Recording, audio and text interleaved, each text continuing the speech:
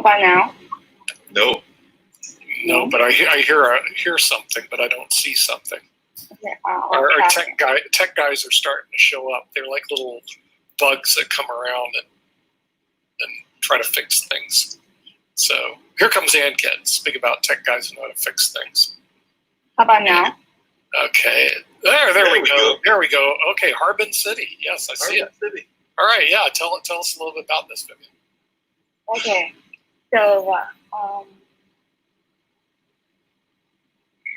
I'll give a brief introduction of Harbin. Harbin is the capital of Heilongjiang Province, which borders Russia in the north. Situated in the middle reaches of the Songhua River, it is a busy river port with several highways and railways converging at Harbin. The city is an important transportation hub in northeastern China. Harbin used to be a fishing village, and its name in Manchu dialect means drying fish net. Unlike most provincial capitals in China, it has a very short history. Harbin was incorporated as a town in 1898. Since the founding of the People's Republic in 1949, it has rapidly evolved into an industrial city. It covers an area of 53,100 square kilometers and has a population around 10 million, with half of that in urban districts. It has a monsoon climate of medium latitude, with long cold winters and short cool summers. Its average temperature in winter is 6.4 Fahrenheit, while in the summer the city is about 69.4 Fahrenheit on average. I want to talk about the architecture style in Harbin specifically. Often nicknamed as Oriental Moscow or Oriental Paris for erecting Western architecture downtown, Harbin in modern times grew with the arrival of the Far East Railway, constructed by the Russians in the late 19th century. Flooded by white Russian refugees after 1917, Harbin had one of the largest European populations in East Asia. Most of the Europeans left the city following the rise to power of the Chinese Communists in 1946. In the city, you will see quite a few Western-style buildings of Gothic, Baroque, and Byzantine architecture built by the Russians and other Europeans, like you see from the picture. Now I want to talk about the Saint Sophia Church. This church is the largest Orthodox church building in the Far East. It was built early in the 20th century by the Russians and other Orthodox people living around Harbin. The style of this building is neo-Byzantine. The main structure is laid out in the shape of a cross with the main hall topped with a huge green dome. There are smaller sleepers, and the domes and sleepers are topped with gold-colored crosses. It looks like the church building at the Red Square in Moscow. It is beautiful to look at, and the interior is beautifully designed and decorated. It is one of Harbin's most magnificent buildings. This church building sits on the plaza. To non-Russians, it is a highly unusual looking building. Though the building's interior was damaged after the revolution, it is still beautiful. There are icons, which are religious pictures hanging on the walls and a big chandelier. The lighting used inside the building that combines with the light coming in from the windows and the light colors used inside, such as gold and green and bright red, is really beautiful. It gives a warm and cozy feeling.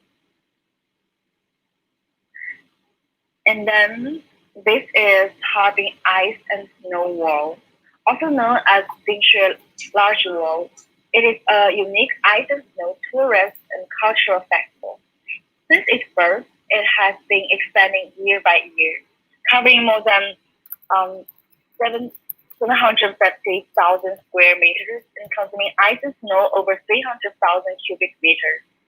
Harbin Ice and Snow World is one of the most important parts of Harbin International Ice and Snow Sculpture Festival. It has become the most popular winter attraction in the world. In a dreamlike theme park, not only can you see the amazing, colorful, illuminated ice and snow sculptures, but also you can enjoy various interesting cultural activities and winter sports. Later on, I will show you guys a video about this dreaming world. Next is Siberian Tiger Park. This park is located on the north bank of Songhua River to the northwest of Harbin. It is the largest natural park for wild Siberian tigers in the world at present. As the natural environment becomes worse, many creatures are endangered and some have died out. The Siberian tiger is considered endangered.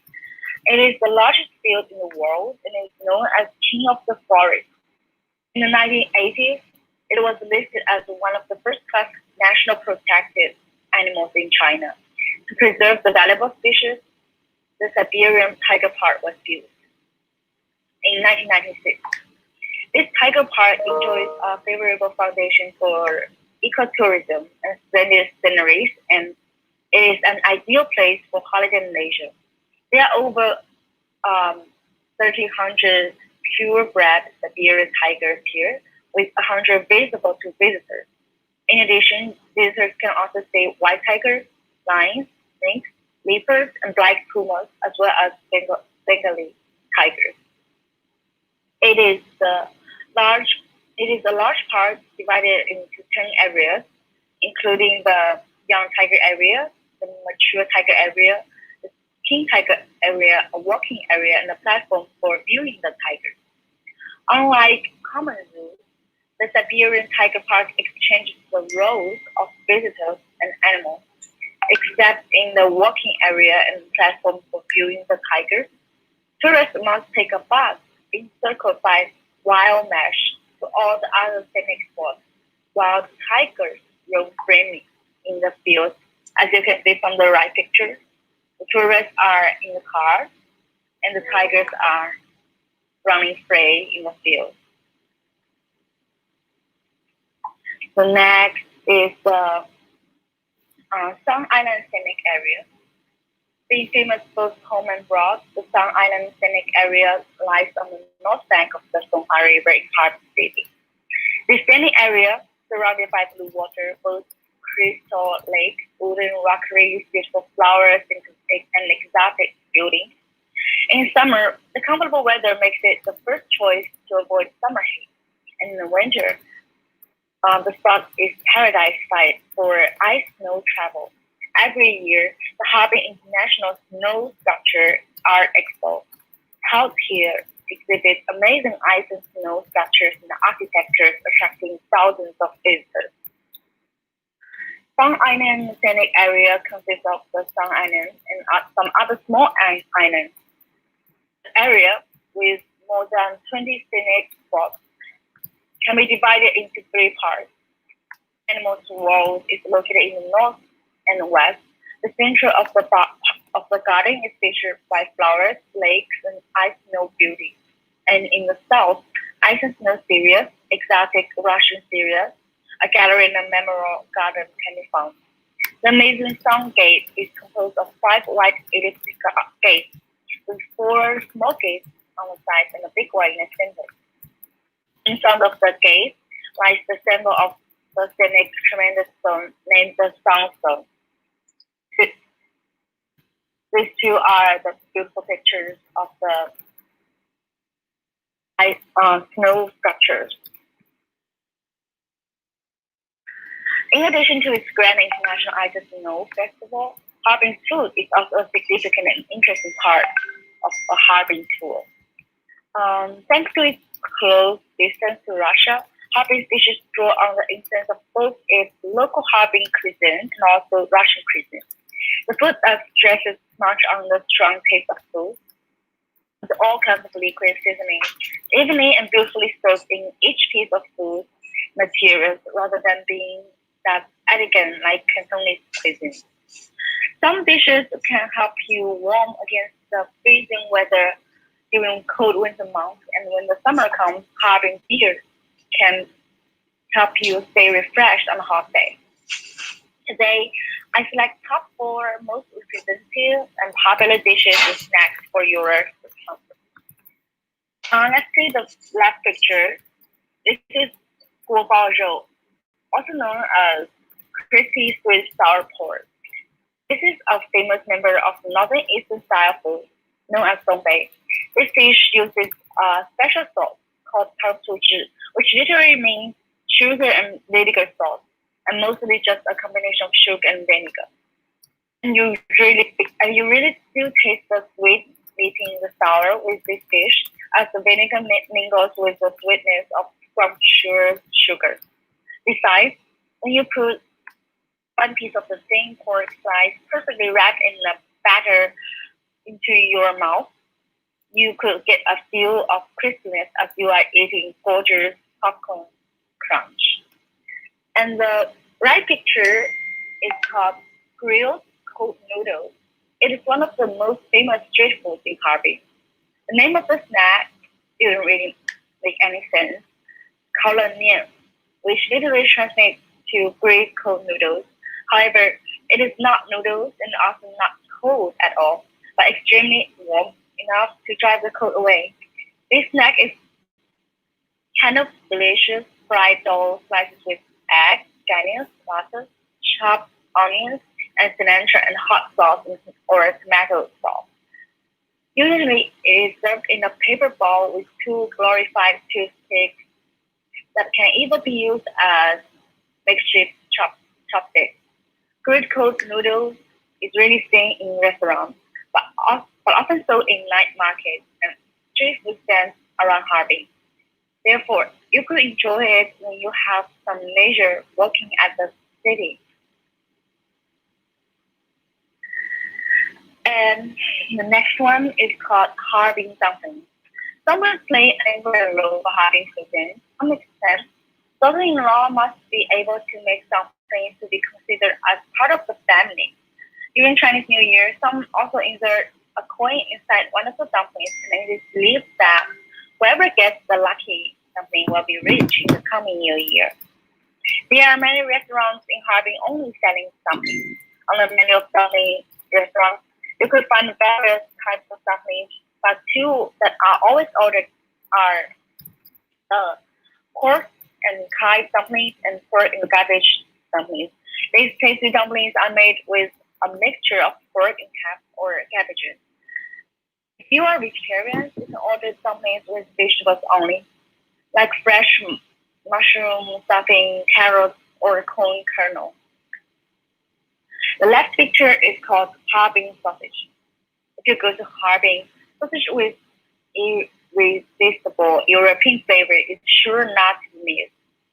This widely welcome specialty is called red sausage because of its purplish red skin. They are cured meats made of the ingredients of flour, lean pork, a layer of casing, starch, salt, garlic, and so on. Such a treasure can be found at almost every market and restaurant in Harbin. In the restaurant, they are sliced and served on plates. And in the market, they are vacuum packed so you can buy some home as gift. There are also sausage on sticks sold as sold around the Harbin city. However, a random street stall is more recommended rather than one of the ice and snow world exhibitions because you'll get a bang for your buck. And the sausages will be actually super tasty and juicy. Okay, so this is my presentation, and now I'm gonna share my screen to play some videos about the Ice and Snow Large World Show and the snow sculptures in Harbin. So,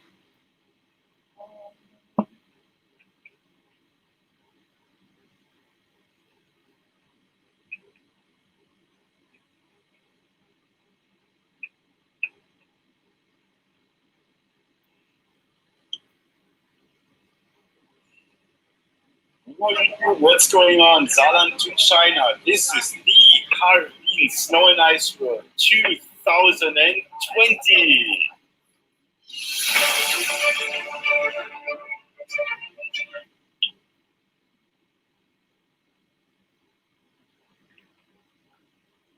Okay.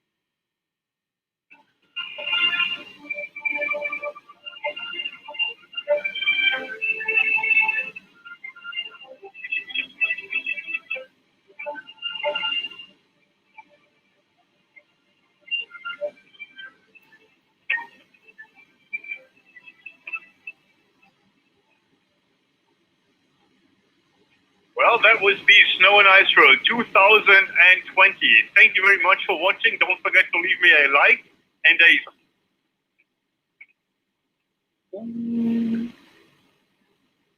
And then there's a video about the snow sculpture, which is really good as well.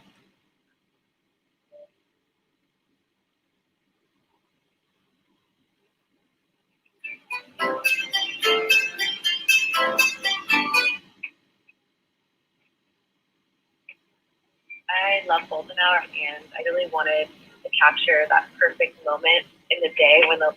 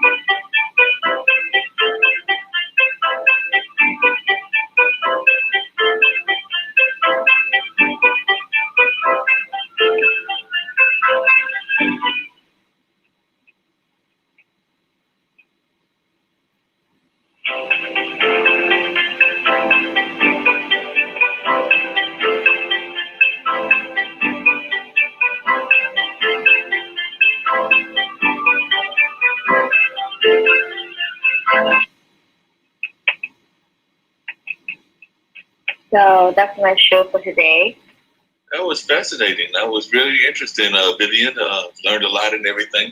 I did have a couple of quick questions. Those snow sculptures that you showed and everything, they were just amazingly fantastic. So, you know whether they have like a team of artists or whether it's done individually or how many people it takes to make those sculptures? Because those were very intricate artworks.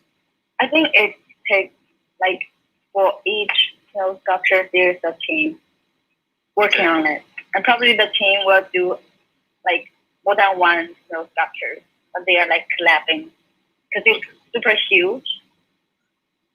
And do you know how long those take? Like the 'cause I saw that it was cold during part of the year, but then it's warm at other parts. Like I'm not a big fan of 9-degree temperatures, but that's freezing here and things of that nature. So do you know whether they start that in like the fall when they start sculpting them, or did they wait until the snow falls, or how do they work that? What do you know? I think it's during the fall they will start because the weather in Harbin in fall is cold, so and it's snowing, so they can start to do the snow sculpture until December or February.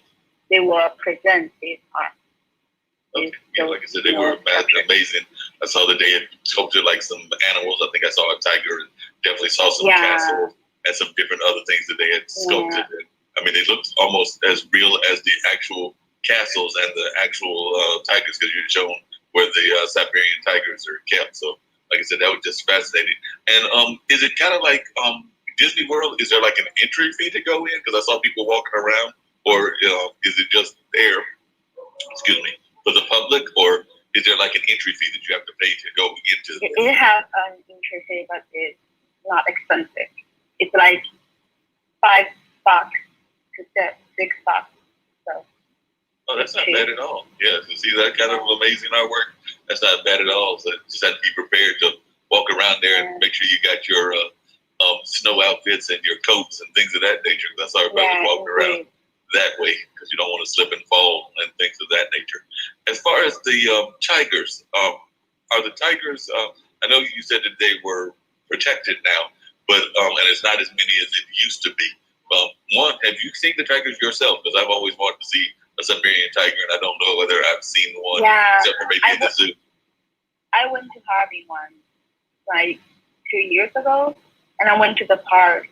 It's like I need to sit in a car filled with wild to protect us people.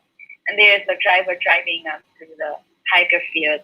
And those tigers sometimes, to attract those tigers, we will put a chicken who is wild, who is alive, put it at the back of the car to attract those tigers to come, because the tigers want to eat. Right. And they will climb on our cars, and they're like, whoa, if at this time, I'm like, if at this time, the door of the car is open, I'm dead.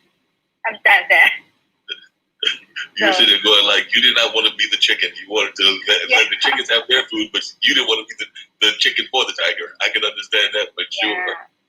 And what is the government doing to protect the tigers? What is the government doing to protect the tigers? Are they like keeping the tigers for people from attacking the tigers, or what kind of actions are they doing? Yeah, this is one action, because I mentioned that the government presents this reservation for those tigers. There are around 3,000 tigers, and only 100 can be seen by us. So most of them are, free in these reservation fields. Okay, so they'll grab like 100 that are able to be seen by the public, and the rest of them stay out in the fields to have their regular life. Yeah. Oh, wow, that's amazing. I was also impressed with the food. I actually had to step out and grab me something to eat because you were making me hungry, as you always do. Because every time you do those presentations, I'm sitting there going like, I'm getting hungry. So I didn't have anything as exciting as what you were showing. I just went and grabbed a quick tomato, so I had that for a quick snack. So I was doing that while listening to your presentation. I did watch quite a bit of it, but I had to step off and watch it and get something to eat because I was going like, Vivian is doing it again. She's making me hungry. Yeah. She needs to stop that. Sorry about that. I'm getting hungry as well every time I'm doing this presentation. talking you about can argue with amazing food. Yes, yeah, there's amazing food all over the area of China. Like I said, I know at least one of my parents, if not both of them, visited the country, but they went more to like the main areas. So I think they might have gone like around where the Great Wall is in Beacon and stuff like that, but they didn't really get to travel all to like the northern parts and things of that nature. It looks like the Russian culture is very heavily influenced as well, because like the church that was there, was that a Orthodox church? Because I saw that it was That's an Orthodox church. Okay. So it's got like the stained glass and stuff like that if you go inside the church. Yeah, because in Harbin, the downtown architecture buildings are all Western style, like Russian style or East European style, which is really amazing because in other cities in China, you will not see this kind of buildings and architecture. And how did it get the name Harbin? Because like I said, we're used to some of the names that have more of a Oriental kind of name to it, or an Asian name. But Harbin, it sounds almost like an English type style name and everything. So do you know anything about how it came about, its name? Because Harbin, back in the old times, they are all Manchu. Do you know Manchu? It's a minor national. It's a minor ethnic in China. Manchu. Do you know what is Manchu? Search. Yeah, you have to look up or find out what Manchu is. I'm not that familiar with it. Okay, so wait, in a minute. Yeah, no problem. While you're looking up that, because like I said, I know they're different ethnicities, but I wasn't sure all of the different ethnicities. Manchu is a minority in China back in old time, and they are the minority who dominate the Qing dynasty, the last dynasty. Okay. So the Harbin, they have their own language. So Harbin in Manchu means dried fish net because they were fish towns back in the old time. Oh well. So I know that. That's why it sounds different from other city names in China. Right. It's not Mandarin, it's Manchu. Gotcha. Because how many languages are there in China? Because I know a lot of people know, you just said Mandarin, a lot of people know Mandarin. They know Cantonese, and I'm sure there are more than that. But what are the languages that exist in China? Is it like Africa where there's hundreds of them, or is it like 5 or 6 primary ones? I think there are 5 or 6 primary ones, and different areas have its own dialect, but it's still similar to Mandarin. Most of the dialects are originated from Mandarin. Okay, so I did not know that. Learn something new every day. I see we've got Nick over here as well. Hey, Nick, I think we need to go over there and try to build one of those ice sculptures. You think we can do it? There's big statues and things of that nature, but they're carved in ice. So I think we can do that, but then I'm afraid that the Siberian tigers might get us. I want to go over there and have the food, but she enticed me to try to do it. So, Vivian, did you, when you were living in China, did you have an opportunity to travel to these cities, or did you? Actually, those cities I did with you, probably 5 or 6 cities. I've already visiting those cities. I like traveling, so. Oh, you did? Great thing. Yeah, I travel all around China already. Actually. Oh, you did? Oh, wow. Yeah. How much of China do you think you got left to travel to? Because China's a big area. Yeah. So how much of the area do you think you have left to travel? Only 2 or 3 provinces I haven't been to, but other than that, most of them I've been traveling to. So. Oh, wow. And what did you think is the primary industry there in Harbin? Because that's the other thing I was curious about. I saw people walking around, but I couldn't really get a feel for what like the industry is there. Because I know certain countries might be known for banking, certain cities, I should say, might be known for banking, certain cities might be known for entertainment or culture. But what's the primary industry there in Harbin? I think the pillar industries at Harbin are equipment manufacturing and the equipment manufacturing is the main industrial in Harbin. So what kind of equipment are they manufacturing over there? Because Like car, car, and those, industrial equipment. Okay, so kind of like maybe like medical equipment and cars and things like that nature. Gotcha. Mm-hmm. Cool. That's fascinating. And what's the two provinces you haven't been to? And when do you think you're gonna get to those? You said you hadn't been to two provinces. Yeah, it's Jiangxi province and Anhui province, because there are not too many tourism there, and the cities are not so big or too attractive to me. So I should let them at the end. Yep, that makes sense. You save those for the end, and when you come, because you want to get to the bigger cities that you really enjoyed and everything.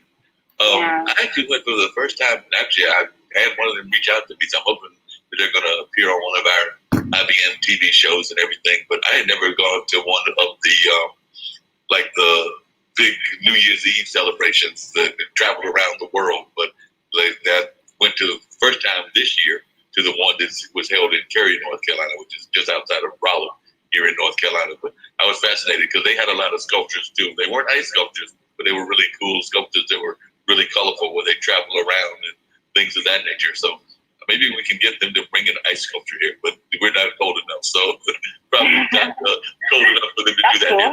They'd have to do that in New York or Wisconsin. Oh, by the way, welcome to China anytime. Okay, cool. That would definitely, like I said, I know my parents have been at least one of them has been. I think both of them have been, but that's on my wish list of places to go because it definitely looks like some fascinating culture and some just great food and great. I'm a big cultural fan, so I love the things like that.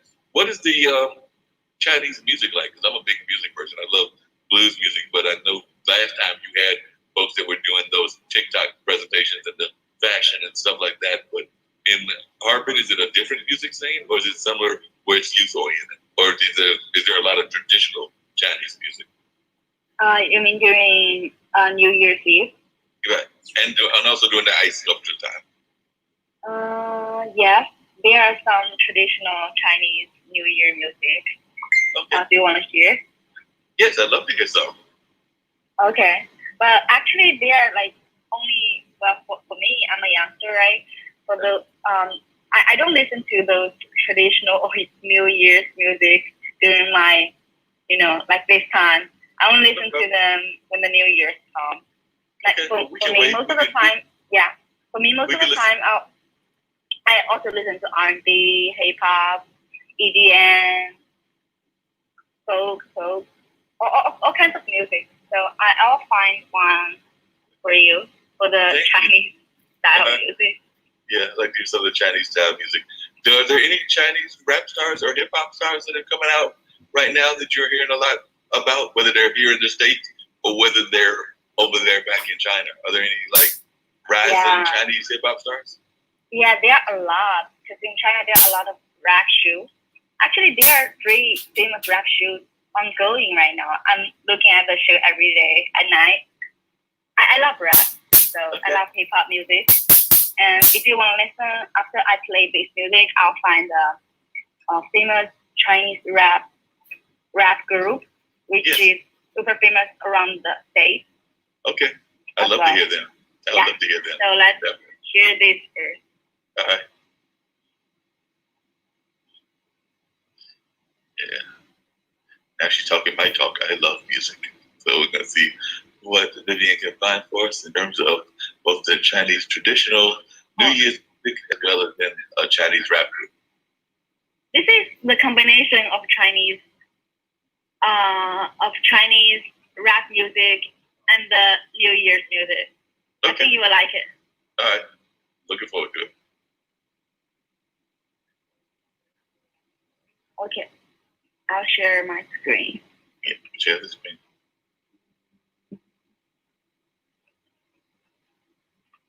Let's Anchor has to come and rescue us again. Okay. Here.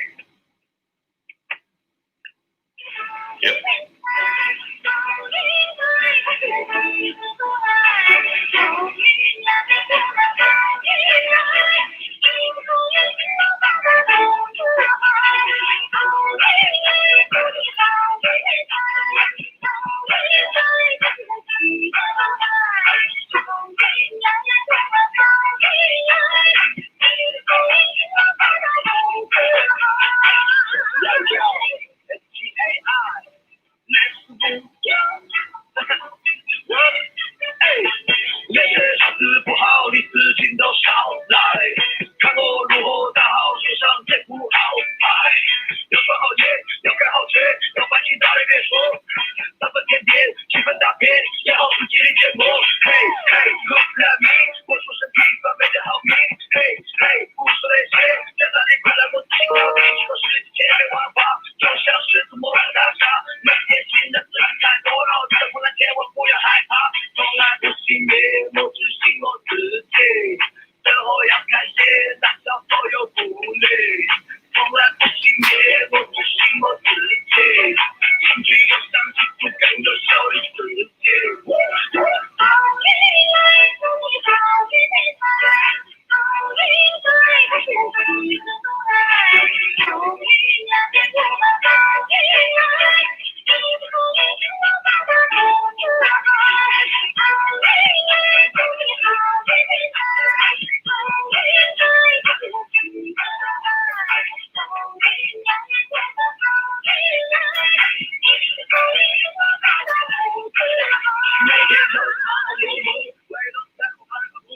黑眼圈也越来越多，为了挣钱的不过不过，其实没得必要那么累忙，给自己放过家到处去逛，开始都不需要大风雨水，好运气时刻在你身旁，那些脸色变太多，风暴也收获太少，来日子一直在磨，虽然问题的太少，暴险风从磨砺出，没我江湖不很来，最好上天必有路，有路必有好运来，好运该还有好运还，轮着首歌让你好运来。好运该就是好运来，轮这首歌让你好运来。好运该就是好运来，轮这首歌让你好运来。好运该就是好运来，轮这首歌让你好运来。好运来，好运来，好运来，好运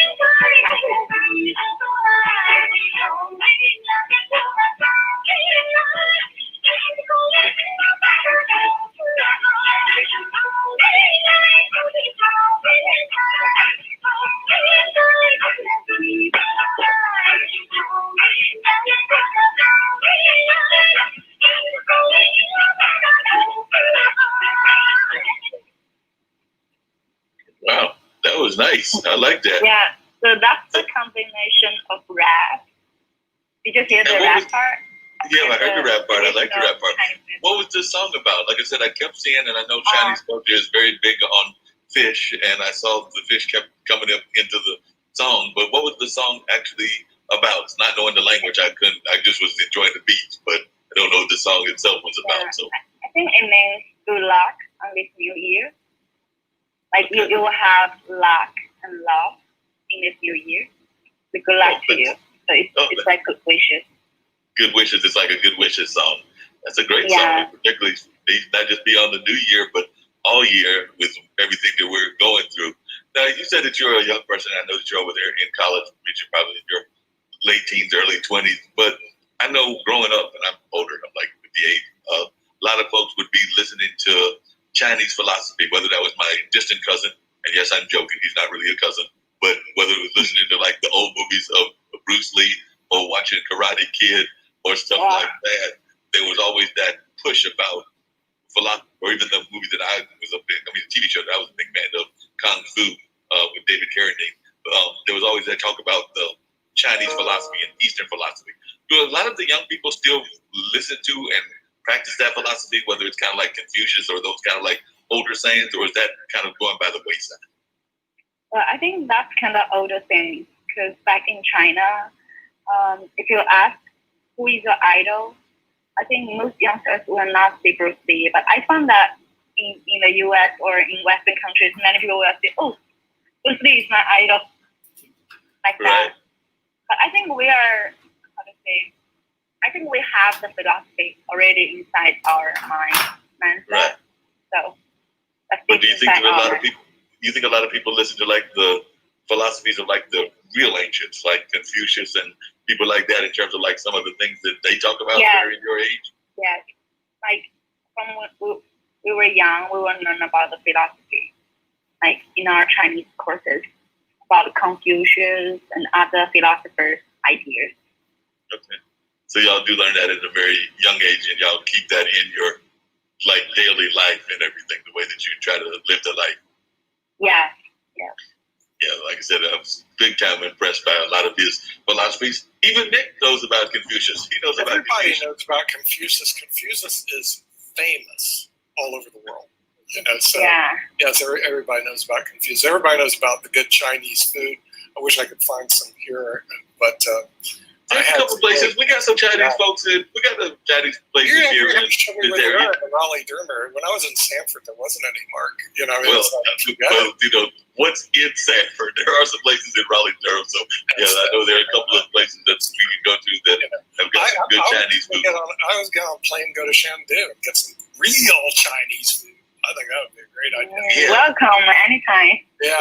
Well, Yeah, and then we could also actually do some filming while we're there. But you know, I got to just make sure that we clear everything with the Chinese authorities, that they know we're not doing anything wrong or bad or anything. But IBM TV's goal is not to do anything wrong or bad. So no, we're all about positive and things of that nature. I did see that castle that she showed. It was like the big castle before the church, and I think that's where we need our conference at. We're trying to find a place. You So know, I think that's the place. I'll talk to Vivian. We'll find a place for our IBM TV awards in China. We just got to find the right location. But it's a place that's on the list that definitely want to go to as soon as this coronavirus. But my curiosity, Vivian, see, my Chinese Mandarin is very weak, but you speak English very well. Do you learn English when like you're in high school or? Yeah, I know English from middle school, but it's just only a small subject. We have like 6 main subjects, and English is one of them. Oh, but really? Okay. Yeah. But you started Mainly in we middle do school. like reading and the tests on English grammar, Uh-huh. like reading or writing. But spoken English is not that test part in Yeah. China. Okay. Yeah, because the thing is, I was trying to figure out my Mandarin isn't really that good, and I don't speak Cantonese at all. So I was going, well, if I go to China, I was able to go to Russia and get around without hardly knowing any Russian language. I usually pull out the books and I start flipping through, studying it, and then when people talk, I can't understand them. They're like, okay, you're too fast. So if I went to China, would I be able to get around just knowing very little Chinese and English then? Yeah, I think so, because in China there are a lot of foreigners visiting. We are we have a lot of hospitality for foreigners, and especially for us youngsters, almost every youngster can speak English. Oh, really? Okay, so they can especially in the English. Wow. Okay. Now, what about the internet access? I found out recently in the United States, our internet access is pretty low. Okay, Mark, and that really bothered me. Now, are you able to access the internet pretty easy over in China? Can you get to the internet? Yes, I think so. Okay. Now, what about our TV show? Our TV show get blocked, or are people in China actually able to watch it? Can you watch this show in Chengdu? I don't know about IBM TV, but in China you can use YouTube or other foreign platforms. So I don't know about IBM TV. You can use YouTube or you can't use YouTube? I don't know. You Can't use YouTube. Okay. You have to use VPN, but okay. Yeah. Yeah. Well, we beam through the World Wide Web, and we also rebeam through YouTube. We rebeam through Facebook. We're on a lot of platforms, but I'm not familiar with what platform we would have to be on to be in China. Is there a particular platform or thing that people watch over there? Yes, there are a lot of video apps, but it's more like Netflix or Chinese style Netflix or Chinese style Disney Plus. But we have our own video platform. Oh, really? Okay. All right. Yeah. So, yeah, I'm.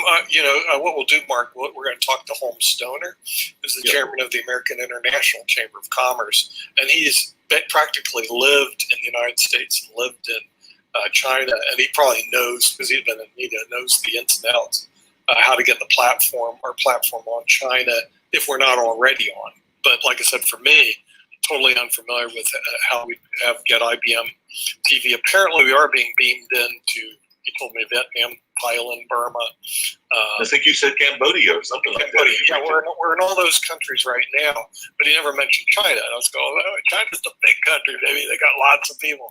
And so I'll have to work with Holmes and say, okay, Holmes, how do we get to China? Because he probably knows the secret sauce, whatever buttons you got to push to. He knows the right people to get in touch with, and I'm sure that he'll make it happen because he's just that kind of guy. So he's definitely going to have it happen. They'll be able to Vivian, how much when you're in California, when did you get a chance to speak your native language, or do you speak it mostly because I'm thinking you're with the students, you're speaking English, but how often do you actually speak your native language? Like a lot, because there are a lot of Chinese friends around me. So when we are together, we speak Mandarin. Yeah, but are they Chinese friends from China, or are they Chinese friends from the U.S.? Because remember, the Chinese have been in the U.S. for a long, long time. I think most of them are from China.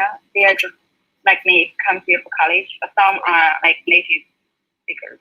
Yeah, but you're going to school in Berkeley, but right now you're still in Southern California, right? Yeah. Okay, you still have to people forget about the Chinese connection to even the American West, because like I said, in terms of American development, when we started going out to California and all of those Western states, the Chinese population was very much involved in kind of the construction areas of that. I know there were a number of Chinese workers that were involved in like the rails and different other kinds of things. I mean, they were not treated the best in that situation and oftentimes were exploited, but they were definitely a part of the expansion of the United States to the West Coast. So yeah, you're right, Nick. China is a rich history here. And then they were big up in Seattle area where I was at, and also in Vancouver, British Columbia. As a matter of fact, in Richmond, if you ever happen to go up to Canada, there's a place called Richmond, which is right next to Vancouver, and it is just a pure Chinese community. You wouldn't know it because it says Richmond. Richmond is another British city, right? British Columbia City. Then you get there, and it's all Chinese city. And we had dinner there once, and the best Chinese food. I mean, it was like unbelievable. I thought it was pretty cool. But Seattle also has a history. In other words, so that's the reason I asked, because the Chinese people have been in the United States for a long, long time, and in San Francisco even longer. And so I thought, well, if you're running into people from China who speak Chinese, or people from America that speaks Chinese, because they've been there for so long. I mean. Yeah, I have to share a story with Vivian. I may have showed it before on this show, but it was an amazing story that a friend of mine went through, and that's that they were at a Chinese restaurant. Unfortunately, Nick, this Chinese restaurant is no longer around. It's now another type of restaurant, but it was a Chinese restaurant, and they went there, and they were basically having a conversation, and the folks were upset, and I don't know why they were upset, but they were upset at some of the people that came with my friend Shelly Stone Cypher. It was a group of mixed people, all kinds of folks, and they were having this conversation. And I think that the owner of the restaurant, whoever he was a little mad at the folks, and he basically cursed them out. But he cursed them out in Mandarin. What he didn't realize, though, was that my friend Shelly actually spoke Mandarin. So she actually stopped in the middle and was like, "You need to leave this restaurant because they just basically cussed us out. So they don't want us here and they don't need us here." Because what the guy did not realize was that he was cussed out in Mandarin, but he didn't realize that Shelley, who was a European American, had actually studied and knew Mandarin. So she basically ushered them away because he thought he was getting away with cussing somebody out because he thought he was doing it in his language and nobody would understand the language, but he was fooled. He was wrong. Okay, they do. Yeah, I mean that's the great thing about this place. But we're at the hour, and we have I think Sasha's coming on with his investment show, so we're going to have to wrap up here. I do want to thank Vivian and see what we're going to do with your show. What I want to talk to our developers is we'd like to cut it off to a 1 hour show, put in intros and exits. And this way people can see it, because I've already talked to a lot of people. They love your show. They love that Really? yes. Okay. Thank you. You have a fan club. We're going to name it Vivian Lee's China. Just like you probably haven't seen it, but if you go PBS, you'll see Rick Steve's Europe, Mike Young's Europe. But we'll have Vivian Lee's China. I'll have our developers work with you to get an intro and an exit on it, so that this way, because once you have that 1 hour show, then we can beam it to all these interest groups that have already expressed, hey, they just, I hate to say it, Mark, they don't want to see the rest of our show today. They just want to see her show. No, she does a great job. I'm impressed with Vivian. She does an amazing job. I think that she is a great host, and I've done hosting for a number of years in the radio world and now the TV world with IBM.TV. So definitely, I think you are a great hostess, and you do a great job of capturing what that whole area of China is like. So I just wanted to share the same kind of compliments that Nick was giving you. I think that you do an amazing job. I do have to tease you, though. You're spelling your name wrong, because, like I said, you're doing Lee with the L-Y-U. It's supposed to be like mine and Bruce's. It's supposed to be like L-E-E. So you're spelling your name wrong. But the thing is, the funny thing is, they go, well, we got to scroll through all this Startup Wednesday to get to Vivian Lee's China. It's always like they want to see your show, not our show. So I felt so jealous, but at the same time, we all love your show. So we're going to be working on that, and hopefully we'll see you next week at Vivian Lee's China. And we do want to thank our viewers for coming.